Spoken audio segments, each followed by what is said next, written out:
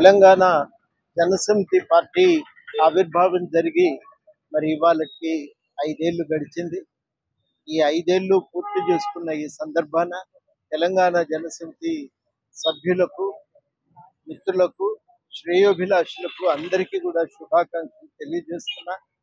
చాలా అద్భుతంగా సాగిన ఈ 5 ఏళ్ల సమయం మొత్తంగా కూడా రాజకీయాలు డబ్బుల చుట్టూ తిరుగుతున్న నేపథ్యంలో, డబ్బులే ప్రధానంగా రాజకీయ కార్యకలాపాలు సాగుతున్న సందర్భంలో, డబ్బుల సంపాదన కోసమే రాజకీయాలు నిర్వహిస్తున్నటువంటి సమయాన తెలంగాణ జనసమితి మాత్రం ప్రజలతో ఉండి మమేకమై ప్రజల సమస్యలను నిరంతరం ఈ ఎజెండా మీద నిలపగలిగింది. అది మేము సాధించగలిగిన ఒక అద్భుత విజయం.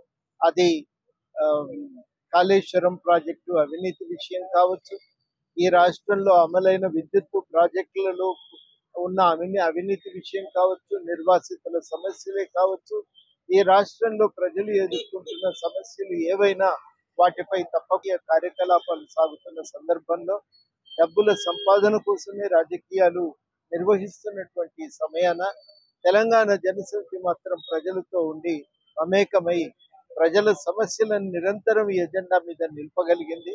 అది మేము సాధించగలిగిన ఒక అద్భుత విజయం.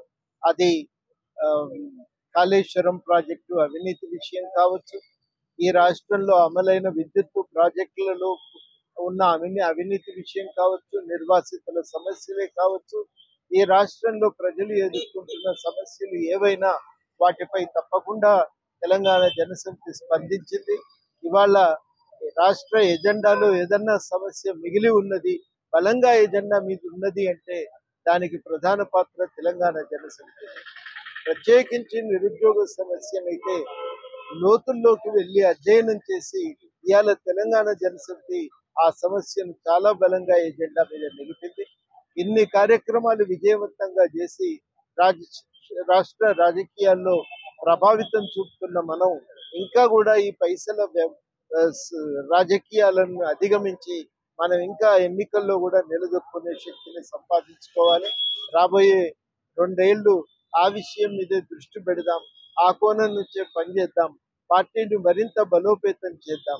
ప్రజల కోసం నిలబడగల, తెలంగాణ అస్తిత్వాన్ని కాపాడగల ఏకైక పార్టీ తెలంగాణ జనసమితి. మనం అందరం నిలిచి ఈ పార్టీని బతికించుకుందాం, పార్టీని విస్తృతపరుద్దాం, పార్టీ జెండాను రెపరెపలాడించి ప్రజలకు అండగా నిలుద్దాం. జై తెలంగాణ.